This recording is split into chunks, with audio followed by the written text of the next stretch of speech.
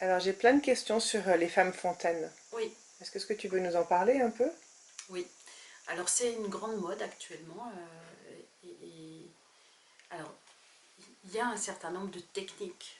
Si vous regardez, si vous cherchez les techniques, vous allez les trouver. Mais en même temps, ce qui me paraît intéressant, c'est de favoriser cet état d'abandon, de libérer l'énergie du point G.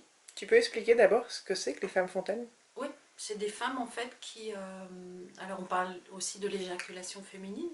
C'est des femmes qui émettent un jet d'eau. Enfin, c'est liquide, c'est-à-dire c'est souvent beaucoup plus liquide que les sécrétions vaginales connues. Euh, Ça n'a pas la couleur ni l'odeur de l'urine. Parce qu'il y a des femmes, j'ai vu des femmes qui venaient me voir et qui me disaient je deviens incontinente. Et en fait non, elles étaient juste fontaines, mais c'est pas évident de le savoir. Après, Et ça c'est arrive à tout moment dans la journée ou c'est quand tu fais alors l'amour? c'est souvent dans des pratiques sexuelles, mais ça peut arriver dans des moments de méditation, dans des moments de méditation active, dans des moments intenses où on va aussi...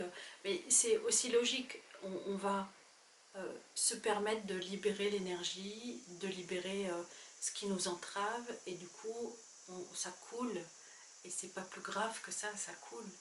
Et tu dis, les gens, ils veulent être des femmes fontaines? Les femmes, elles Oui, veulent oui, être des femmes oui, fontaines? oui. Il y a beaucoup de volonté de devenir fontaine parce que c'est quelque chose d'assez spectaculaire, parce qu'on voit ça dans les films porno, mais en même temps, voilà, bon, c'est juste un liquide. Les taoïstes parlent de plusieurs eaux comme ça qu'on peut sécréter. Il y en a qui sont plus épaisses, il y en a qui sont beaucoup plus fines.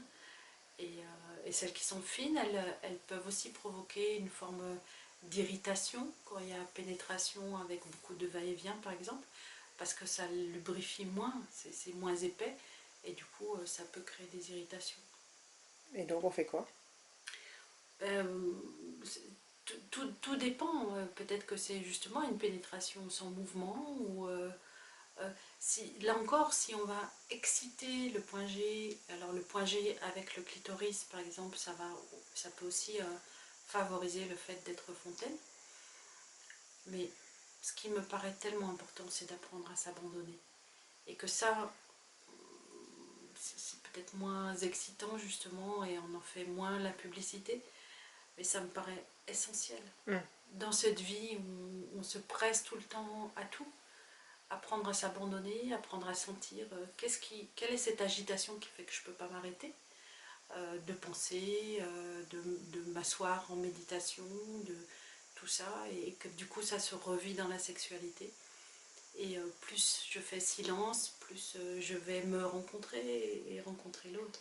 Oui, quand tu dis s'abandonner, c'est être en contact avec ses sensations, avec son corps, c'est-à-dire Oui, ouais, se et plonger dans son être. voilà, et dans une rencontre et une sexualité très lente. On parle de slow sex actuellement, c'est une piste très intéressante à explorer pour les hommes et pour les femmes. Oui, c'est pas une histoire de performance. C'est Voilà, génial si je suis une femme fontaine. ouais, Ah, c'est j'arrive pas à être une femme fontaine. exactement. Et Mm. c'est encore des pièges dans lesquels on rentre plutôt que d'aller au plus profond de soi et d'écouter comment on peut effectivement se rencontrer, être en douceur et en tendresse avec soi, et s'offrir l'un l'autre de la tendresse.